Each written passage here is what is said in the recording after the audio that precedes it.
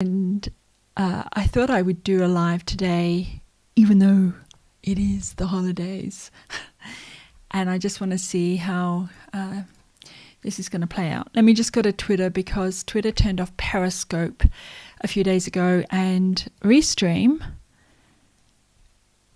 didn't tell us, hasn't given us an update. There's no emails, nothing about what to do about Restream. So looks like it's coming through. I did hear a rumour that it's still working. So I don't know if that means Periscope hasn't been turned off yet, or whether Restream is still talking to Twitter. If you don't know, Periscope was the live stream service. Excuse me, frog in my throat. Of course, immediately that happens as soon as I start live streaming. Periscope was Twitter's service. Twitter bought Periscope and then wanted to have because they wanted a live streaming service. So they've turned it off. I read a hugely funny article that didn't mean for it to be funny, from The Verge, about how nobody does live streaming and how it wasn't as popular as people thought it was going to be. Oh, I can't find it now. And wrong. If you ever want to know how wrong, let me put this up. Amazon bought Twitch not long ago, a couple months ago, because of the big increase in live streaming and people wanting to live stream. Absolutely, Twitch is the place to be. And I sometimes do things on Twitch, not necessarily in the gaming area, but on some of the other channels. Facebook Live. Facebook's invested a lot in live. LinkedIn is coming out with new tools for live streaming all the time. But no, The Verge believed Twitter when they said that nobody was interested in live streaming on Twitter. Incidentally, the video that caused Donald Trump all the issues in November, am I in frame? I am, good, was a Periscope live stream. So yes, if it's good enough for the ex-president of the United States, it's good enough for me. This is classic Twitter. Twitter is run by dudes predominantly who have an engineer psychographic, which is not visual, and they are very much text-based, and they're very much not marketing, not customer-focused, not sure how to run a community, how to keep women safe online, how to do any of those things. I'm sure they're employing people. I've seen notes coming through that they are. But it does mean that they give up very quickly on tools that they should be expanding on. And here's the problem. Have you ever seen any marketing for Periscope, besides me mentioning the fact that I do Periscope? And if you haven't seen any marketing from Periscope, that's why it failed. Without marketing, without messaging, without comms, how do organizations know? I literally had to Google how to live stream on Twitter, and a lot of the articles that came up were, you can't. I was like, are you sure? And then that's how I found out about Periscope. These things come and go. You know, I used to be on Blab yonks ago, very, very long time ago. Let's put some stuff up for us to talk about, some newsy type things. Now, what did I see earlier? I saw something on... No, I don't want to put that one up. It was Snapchat saying that they reach 90% of Americans. I'm like, you so do not. Wherever you're getting your analytics from, it's absolute rubbish. Even Facebook doesn't reach 90% of people per month. It's close, pretty close. Actually, that's a good question. Let's go into that first. So if I go to me on the bottom left, and I go to Ads Manager or Campaign or something. Let's go to Ads Manager. This is just a little play account. Don't get your knickers in a knot about it. And then I want to create it. Oh, I don't want that. I want to create a campaign. Campaigns here, create. We'll do a traffic one so we've got the whole database to play with. Let me put in top right. Oh, that's way too big. What have I been doing? I've been playing around with this thing, haven't I? You guys should stop me when I do that. We call this test so I know to delete it later. Not that I ever remember to delete it. And then I'll go into next. We need to get to the audience. I could have just gone into audiences, couldn't I? I'm an idiot. And okay, so in Australia, come on, catch up. In Australia, I want to make sure that's who live in the location. 18 to over 65. Unfortunately, Facebook doesn't let us track senior citizens. The grey brigade, the silver surfers. And we can see that there are 18 million people logged in the last month, and they have to be MAUs, monthly active users, so they can't be spam accounts and things like that. They have to meet certain criteria. What's the population of Australia?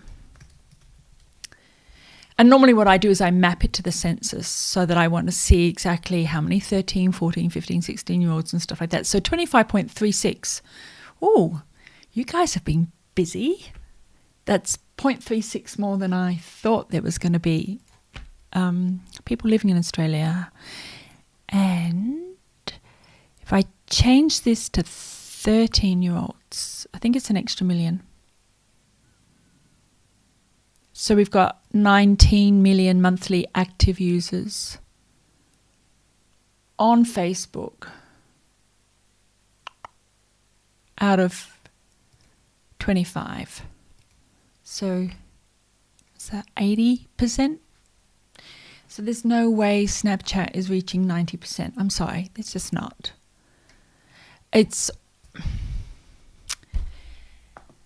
Facebook's like Hotmail after it stopped being sexy and interesting, and I got an email when it started being annoying and full of work and bills and things like that. So there was a period of time when we used the term Hotmail as a quick way to say, email me, Hotmail me, Google it, that kind of thing. We don't say Gmail me today because people do use Hotmail, Yahoo, Gmail, and the other services. But it was indicative of how many people had Hotmail. When people say Facebook me, they're making an assumption that you're on Facebook, they're on Facebook, we're going to talk on message or whatever. Snapchat me? Not likely. Not going to happen anytime soon. Okay. How are we going? 30 FPS. Is that good? Don't ask me. I just work here. And let's have a look and see what's new. So Reels Remix, I think it's called, has come in the last few days. And it's like TikTok duets, I guess. Let me put me on the top left. Yeah, TikTok duets. Look at the integration of Messenger and WhatsApp as well. I don't use WhatsApp. I didn't like their privacy issues. So this is under Reels. If you want to follow this up, I'll have all the links on my blog. I tend to take these news services and then embed them in my blog and then put all the links in there as a study resource for people, and also it lets me track what I've said and when I've said it over time.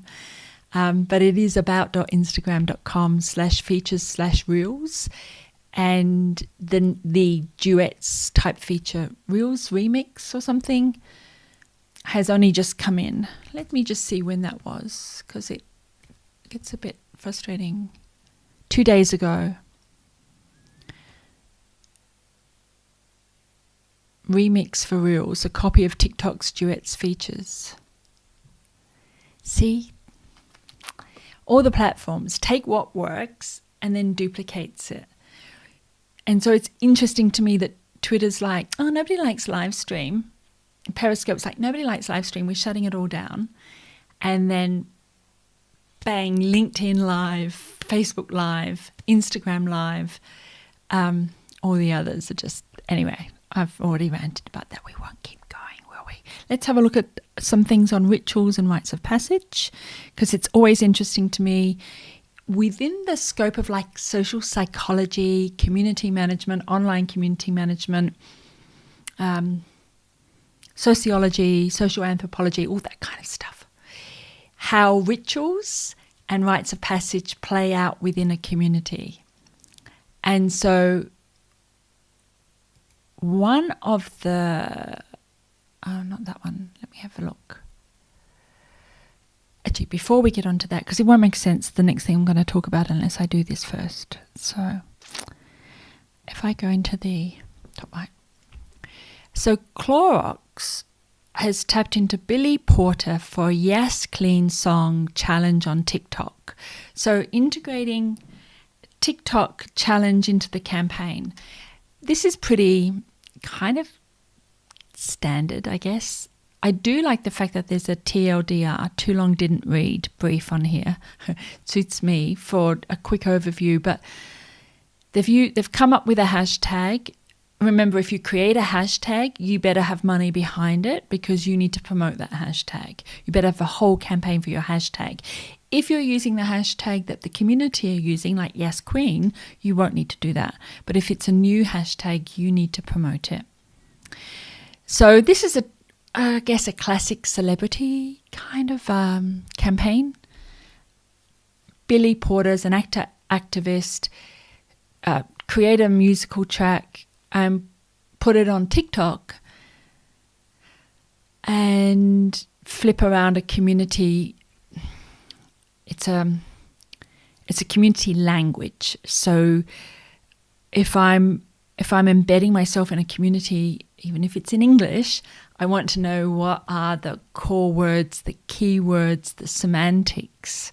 And if you look at any of the stuff I've written on semantic engines and artificial intelligence around semantic engines, you'll realize that certain keywords come up all the time in a specific community. Along with the hashtag challenge, Clorox is running a sweepstakes through to June the 30th. Okay, so there's this little thing that we community managers that actually work with our communities and have organic reach, we have a bit of a joke. If you can't earn attention, buy it. And the ways to buy it are competitions where people can get stuff for free, give away stuff for free, and ads, buying attention. So if you're not sure if you can incentivize your audience, then run a sweepstakes, because all kinds of people will be in it for free. Now, I don't have an issue with sweepstakes if you're dealing with the budget community, the coupon community, or the competition community, because those three psychographics love free stuff. They clip coupons, they are in the bargain bin, they won't buy things at full price. They're awesome. And there's a good chance that for Clorox, they are targeting specifically supermarket purchases that are not looking for, I don't know, whatever, premium brands, something like that. Not one. Along with the sweepstakes that doubles as first-party data play, a brand can integrate. Oh, okay, let's have a look at Billy. Oh, he's funny. I haven't got the sound set up. Actually, I don't think I've got the sound set up. No, nothing's coming through. It is a little bit of a trick with having the video and sound coming from both a microphone and the desktop, and I've got to switch the thing on that connects the desktop sound into my broadcast stuff, and I didn't do that. It doesn't matter. It's probably copyright sound anyway, so let's keep moving.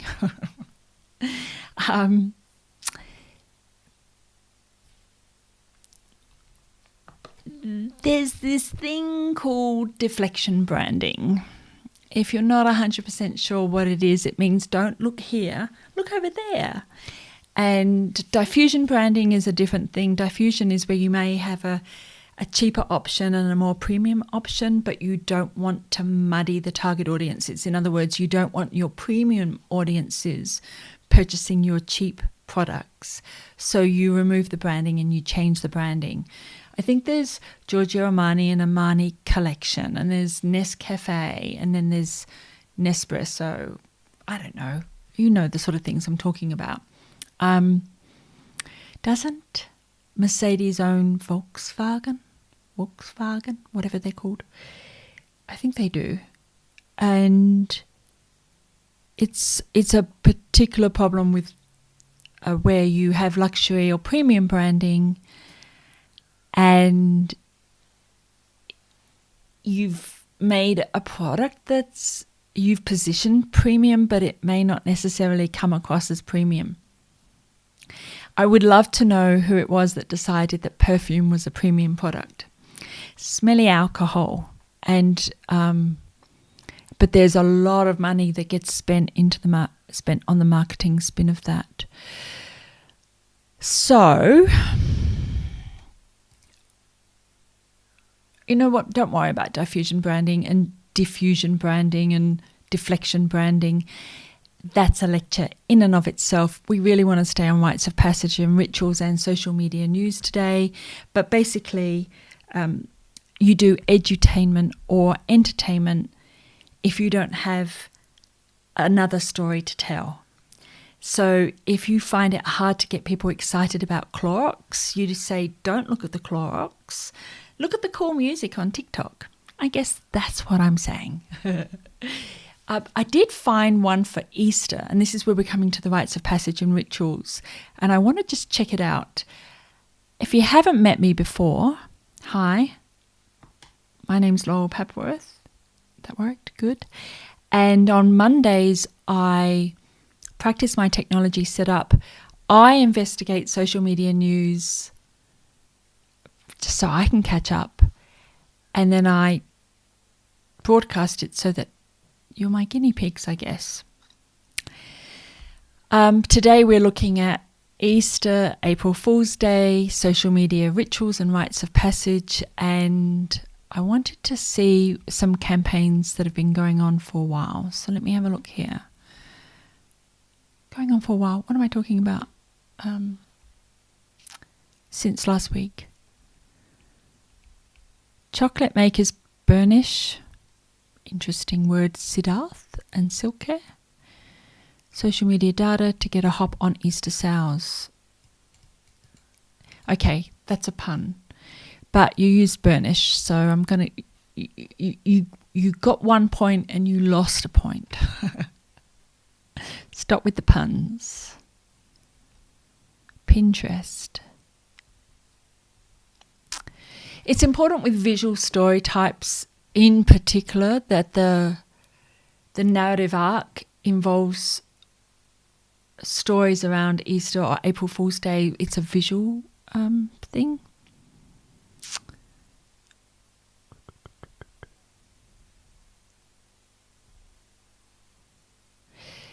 So people were posting images of do-it-yourself Easter cookie kits and Easter baskets. So they're making their own stuff, which is interesting because I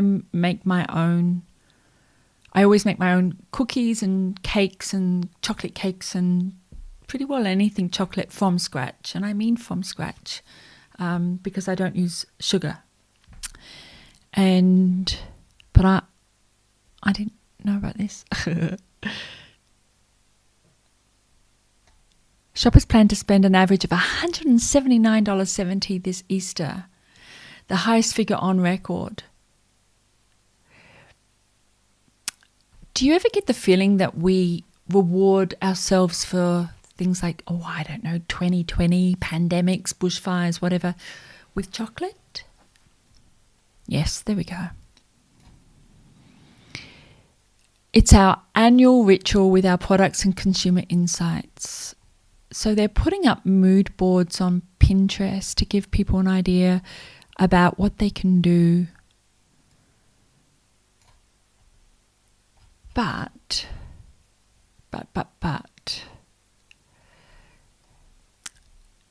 by the way, Reuters, if you actually link to your resources, you will do better with SEO than if you don't.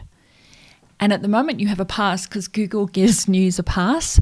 That's coming to an end. You better start linking to the original things, just even the Pinterest of these people. So let me go and log into Pinterest. Hershey, I hope you've had lunch. If you haven't had lunch, why not? Oh no, wait, this isn't Thursdays. This is Monday morning. Thursdays lunchtime, after lunch, I do a live lecture that's actually a structured lecture. Mondays is me faffing around, checking my tech setup, having fun. I actually like these ones, even though I doubt very much that on a Easter Monday people want to watch, I don't know, new stuff, but there you go. Top right, Hershey's chocolate. Not a fan of Hershey's, but there you go. Whenever I treat myself, I forgot to put my earrings in. And they're right here. I do have my necklace on though. See?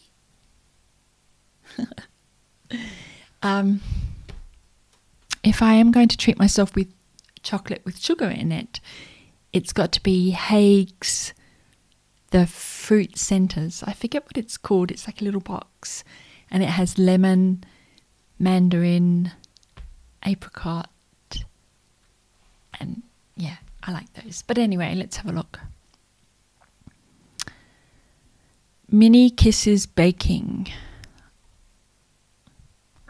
I'm not seeing your Easter stuff.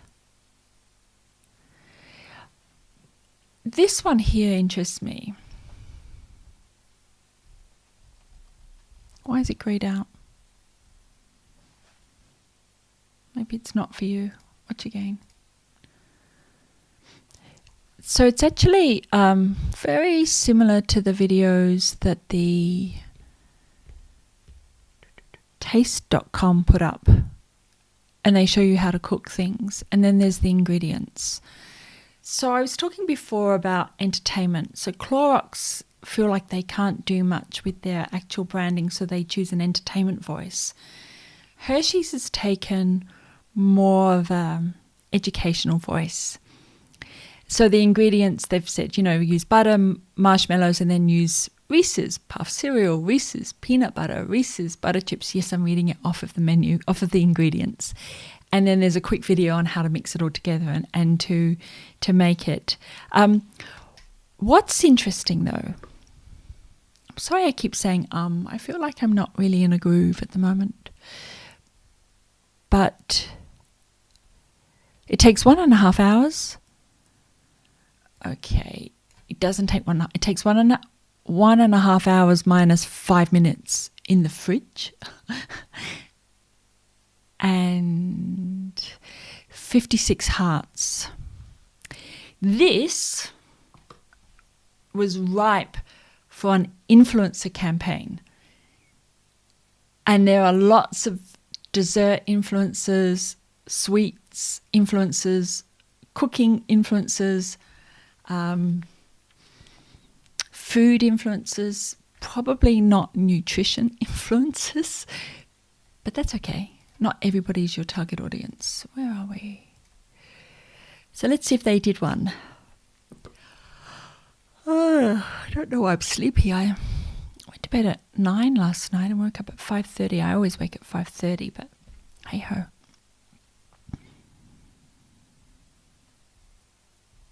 This is why they did it. Hey, look, Pinterest, you can share things, sure, but somebody has to start the sharing to get it kicked off. Pinterest trend badges feature. Oh, so they're buying interest. This means that they Advertisers get the exclusive opportunity to spotlight their own products based on trending search terms. It's invasive, it's intrusive, and it usually has a backlash against the community. If you're going to spend the money on the advertising, you could flip that on its head and use the money with a key influencer that already has the audience engaged with. Make sure they've got the engagement, not just the numbers, not just the subscribers, but they've got core engagement with your target audience, with your core audience, your custom audiences, your lookalike audiences, and then use the money there, because then it's more organic and the native algorithm picks it up. Otherwise, yes, people skip the sponsored badges, That's why they don't have many. What did they have again? They had 56 hearts. They've got a lot of followers, but I'm guessing that they did some giveaways. People follow and then don't engage, and then it's removed from their algorithm. Where are we? Oh, there. Nope, there. Nope. I just closed it. Back here again. I have been on a site that was running a really interesting Easter campaign. Just back to rituals and rites of passage for a moment. And the pages that you go to, you have to scan the page looking for a secret gold coin, and then you clicked on the gold coin and it went into a vault. This is on a web page. It's not a game, it's a web page game. And I remember writing about this maybe 15 years ago. They were kind of the rage. There was a bit of a fad for a short period of time. But as you scan, it's a plugin for websites, but as you go through the page and you find these little gold coins, they go in your vault. But what was interesting is that other players could find out how many you have and then come and rob your vault. So they could find you, and then so what you have to do is you have to take your gold coins and you have to store them around the website. And I didn't play, because I get cross at those kind of things. Everybody else plays them so much better than I do. And if I find a gold coin, I've lost it within 2 seconds. And to make it even more interesting, the game of, if you see my stuff on gamification, around badges and around leaderboards and things like that, the leaderboard is published on the front page of the website. I thought it was a pets site, by the way, a popular pet site. And that meant that people could keep an eye on the front page and see who had the most coins, and then try and grab them out of that player's vault and steal them. Just what you want for Easter. Easter spirit. That's it, yes. What are we at the moment? It's saying everything's online, including LinkedIn. I'm just going to take a screenshot because sometimes it doesn't go through on LinkedIn, and I need the Restream service to keep an eye on that. So we're at 29 minutes. What else is news? Let me go into Feedly.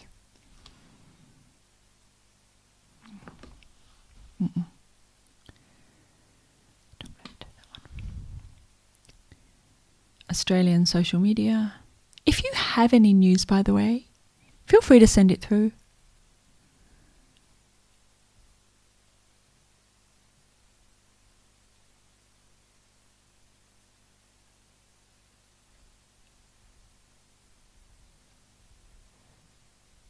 Why is that social media news? Daniel Andrews walking 18 minutes a day. That's the Premier of Victoria. This is the problem with The Guardian, is they shove everything under social media because, hey, it was mentioned on social media. All right. Let me have a look at a couple of other things. I just want to see if government has come out with any new mandates. Like I said, all I'm doing is catching up with the social media news for the week. So ADF are doing a LinkedIn community, so Australian Defence Force, Department of Defence. Happy Easter from ADF.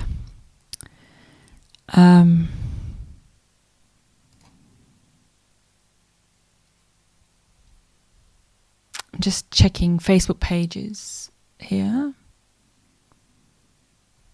I'm on the Australian one. I did see something come through the Australian one the other day and I didn't get a chance to look at it.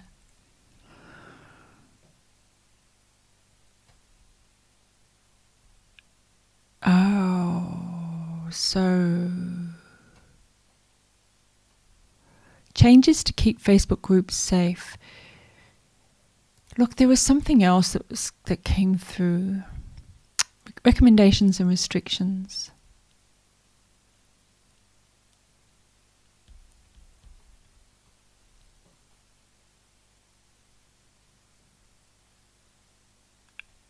So this is about the reach of rule-breaking groups. So this isn't about a member breaking the rules. This is about a group being set up, I'm going to assume, for nefarious purposes. You know what I mean.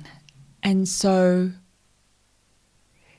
anything that's right-wing or for trolling or anything like that, so they're stepping in to sort that out. Now, I saw something. Let me just check the APEC page. I saw something about business personalities in Australia having more control over comments. And I don't know why it's not here. Facebook's comms strategies suck, particularly here in Australia.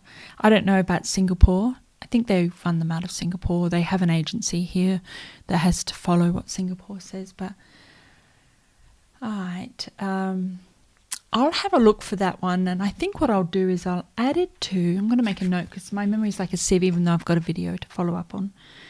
So Facebook pages, it's commenting control. I'm almost certain it was Australia. #Australia.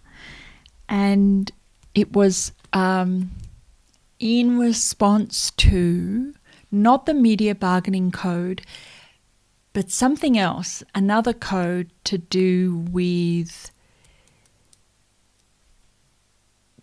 media being sued for defamation. That was it. So it was to do with the defamation, and it would be Australian defamation, because the judges here ruled that brands are responsible for defamation in the comments, and then news, which skates the line of defamation all the time and then expects their commenters to understand and finesse the difference. News got upset, media got upset and said, well, we can't control our commenters, even though they can. And so Facebook said, okay, we will give you more tools, which is kind of funny because with the media bargaining code, it's not even going to that. I'm so fed up with that bloody thing anyway. What else do we have? A couple more things. I think there might be more in this one. More control and context in news feeds. Let's just go to there. March the 31st. By managing who can comment on your public posts. That was it. Okay, I don't have to do it next week now. So when you post things, you can say for pages that only the profiles and the pages that you link to can comment. And you can also say only people who already like your page or already subscribe can comment, I believe. And this is for public figures, creators, and brands. So basically, Facebook pages, businesses, politicians. Hello to my politicians out there. Are you paying attention yet? And here's the thing. They're bringing it in, but it will damage the algorithm. Kind of. Not mine, but potentially. So somebody who wants millions of subscribers, millions of comments, won't do this. And that's because they want as many people to see this stuff as possible. They don't have a target audience. They're just going to chuck it out there and hope that an audience picks it up. Now, on all the platforms, it doesn't work that way. The channel, the page, if you like, the account gets a core audience. That's what Facebook, Instagram call it. And then anybody who's not in the core audience won't see the stuff anyway. So limiting the comments on the post to a core audience is always a good idea, especially if you're trying to train the algorithm who should be seeing this stuff and who shouldn't. I miss my earrings.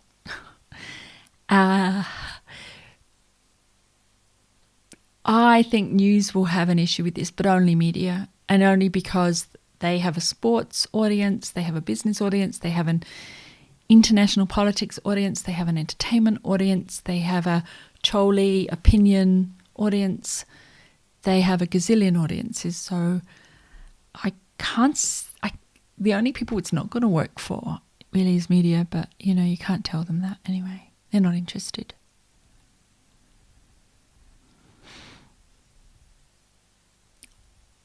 And no matter what you do, you will never get rid of defamation on news media, because they build their voices on if it bleeds, it leads. So they build their voice on negativity, confrontation,